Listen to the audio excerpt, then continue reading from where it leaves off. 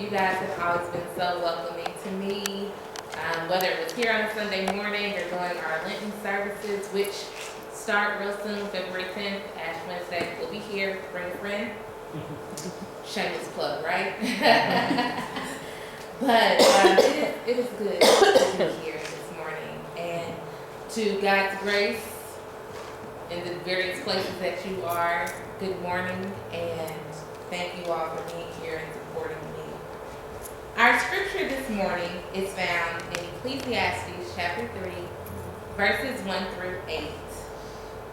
And it reads, "For everything there is a season, and a time for every matter under heaven, a time to be born and a time to die, a time to plant and a time to pluck up what is planted, a time to kill and a time to heal, a time to break down and a time to build up, a time to weep and a time to laugh, a time to mourn and a time to dance, a time to throw away stones and a time to gather stones together, a time to embrace and a time to refrain from embracing, a time to seek and a time to lose, a time to keep and a time to throw away, a time to tear and a time to sow, a time to keep silence and a time to speak, a time to love and a time to hate, a time for war and a time for peace."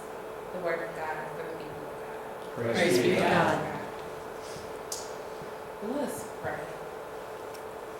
God, our Creator, we pause in this one moment and ask that you continue to be with us, that you would open our ears, our eyes, our hearts, and our minds, that we will receive a word from you today that will carry us through our week. Bless now, in Jesus' name, amen. Amen. So this morning I was listening to the children's moment and I was like, oh, well, there's my sermon right there. I don't need to say anything else. But Nick, thank you for leaving me some things to work with, right? Thank you. But, generally speaking, technically, we have 4 seasons, right? Winter, spring, summer, fall, supposedly. We live in Indianapolis, so we get all the seasons all year round. Pick a day at a time. They say if you don't like the weather, wait 15 minutes, it'll be something different. And I'm pretty sure that that's possible. It's January, and yesterday it was 64 degrees. I enjoyed it. Anybody else enjoyed the 64 degrees yesterday? Absolutely. Is anybody enjoying the 50 degrees that we have right now? I'm enjoying it. I so am. I participate with an outdoor ministry. Every Sunday we go down to the alley between Ohio, off of East and Ohio, behind the Fifth Third Bank that's right there. And last Sunday it was frigid. Snow was still on the ground, ice was in some spots, and we were all huddled up and we moved quickly. And today we were out there and it was so much conversation, so much life, and I was like, oh, it's warm out. So I see what God can do when it's warm out. We need just a little bit of his warmth. But everything has a season. And every season has a purpose.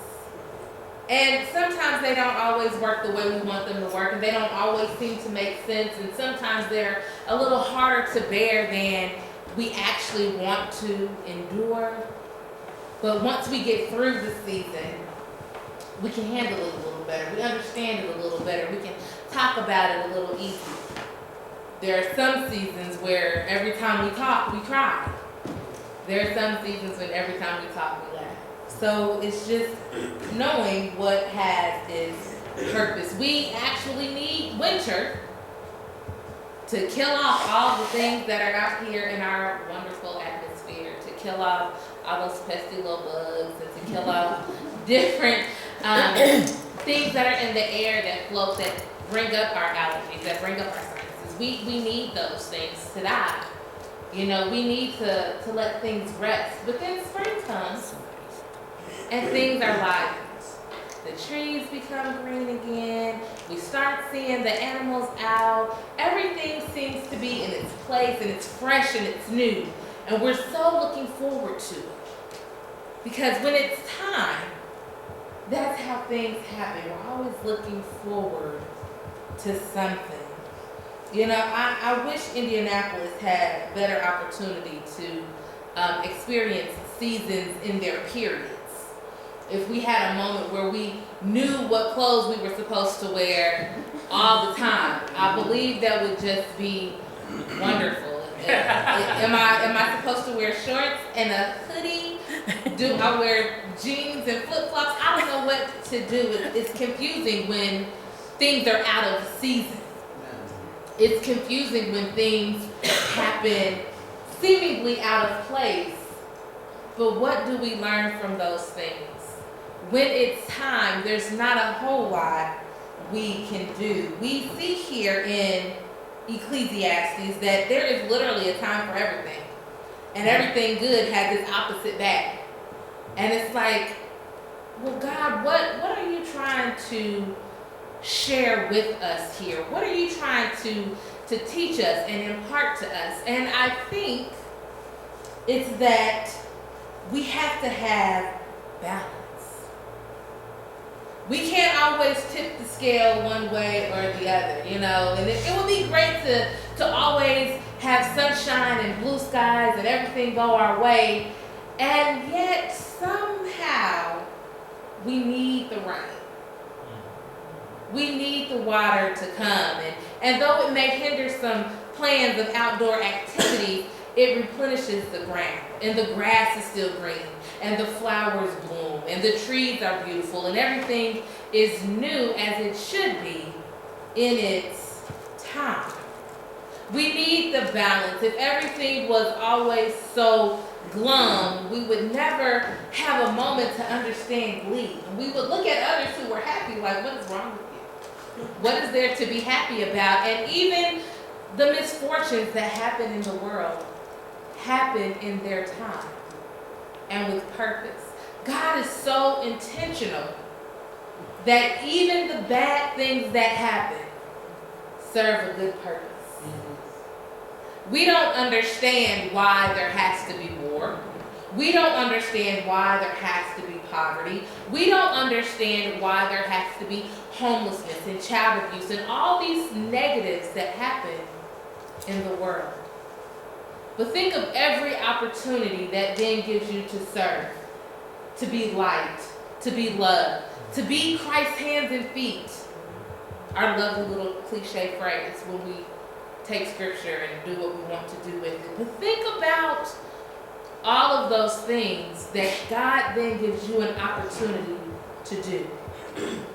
Simply because it was your time. Simply because we were moving in time with God to help with the balance. We all need a little balance. I could use a little balance. I work and sometimes my schedule doesn't always go. I try to work 8 hours and some days I end up working 10. And there are a couple days when I end up working like 12. And then there are a couple days where I get like 6. And so I'm still trying to figure out timing. I'm still trying to figure out how to balance this thing out. If you think about it, there are things in your life that you're still trying to balance and you're still trying to figure it out. Whether it's how to get from the south side of Indianapolis to the north side of Indianapolis to see friends, to see family, to take some time to relax. We all need that. And when it's time, we will do just that. You see, I have 3 points, just 3, and then I'm going to get out of your hair.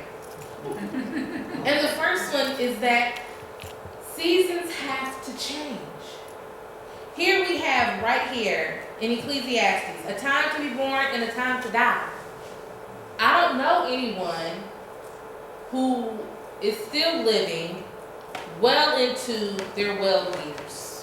And when I say well years, I'm 100 pluses. You know, you can only go so far. This is not biblical times anymore. We're not living to be 720 years old. We're not living to be 953, you know, those random ages. You know, we don't have that anymore. So everything has its time and every season has to change. If you think about being a child, you're born you're an infant. And for about 7.5, 8, maybe we'll give it a solid 10 months, you're a baby. And then you grow and you become a toddler. Then you become a child. And then you become a preteen and you annoy everybody in your life. And then you become a teenager and you know everything there is to know about life. And then you become an adult and you realize, I didn't know anything there was to know about life. And then you become an elder and you sit back and say, I told you so. And so there are seasons that we all have to go through. Seasons have to change. Every time we grow, something changes. And just because it looks like we're declining doesn't necessarily mean we're dying or we're dead or we're not. It just means we're entering into a new season. If you take a seed, for instance, a seed is nice and full, but when you put it in the ground, it has to be broken before it can ever grow and become whatever it is you have planted, a tree, a flower, vegetables. And so what was once whole is now broken, and it seems like its season is over, but if you give it some time and you water it and you till it, over time, harvest comes, and you see the fruit of what you thought was a dead thing. You see the fruit of what you thought was broken. Because seasons have to change. Butterflies don't just start off as beautiful butterflies with their colorful wings. They start off as little annoying caterpillars, those little fuzzy things that inch along, and you're like, oh look, it's a caterpillar, don't step on it. And you're trying to say, is this a centipede, is this a caterpillar? What is this thing? But it grows and it develops, and it even wraps itself up. And when it's time, it emerges from the cocoon and is a beautiful butterfly. Seasons have to change. Nothing can stay exactly the way it was. If you want something to stay exactly how it was, then you should put it in a library, in a museum, in a case, and leave it there. It'll never grow, it'll never die, it'll just be. And it will never change. And you will never enjoy it, for you have put it in a spot where it will never deteriorate.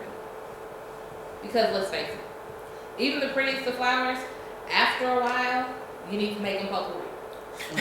I'm just saying. Because when it's time, you can only change the water so much before the water stays brown. You can only put so much spritzer on them and talk to them so much before they just go ahead and wilt. You know, and so everything has its time. Everything has a season, and seasons have to change. But in the seasons changing, you have to understand that everything happens in God's time. God gives us things, and He allows us to have things, and He allows us to build and create in His time. Nothing we have would just appear. Just over time, it grew and it developed. And in God's time, He makes all things beautiful. I think about how the man, was that Greg, who was telling us about how he came even to be at Olive Branch. He told his wife, okay, well, if I gotta go to church, you pick a church and that's where I'm gonna go. In God's time, He made that a beautiful thing. In God's time, a family was birthed here. In God's time. And I'm sure as you all continue to share your stories and share your moments, other things have been birthed here. And other things have died here. And other things have grown here. Because there have been seasons of life here in this body with these believers. And although it's coming to a close, the bonds and the love and the life and the growth are not coming to an end. One season is ending. Another season is beginning. And the church is not stuck with being the building. The church is all of you. The church is the relationships that you have formed and how you have watched the little acolytes become big acolytes. and how you have gone to different services together, and how you serve Ronald McDonald House, and how you have community meals, and how you do the food pantries. All of these things have developed in seasons when it was time. And in God's time, He has made those things beautiful. And even still, He makes them beautiful. Life has seasons. And everything has its own season, its own time, and its own purpose. And when it's time, no matter how hard it is, we must move and trust that God will continue to lead us. We must operate with the faith that we believe that God has created us in His time for this season. And when we move and we grow into our new season, the things that we had from the old will still have. So we must release the old to embrace the new season. To understand that when it's time, God orchestrates a melody so beautiful that it's almost like it sings our own heart song. Because when it's time, God gives us that comfort, that peace, that joy, that thing that we're seeking, to let us know that He is real, to let us know that He is with us, and He has never left us. So when it's time, we will know, and God will lead us. Amen.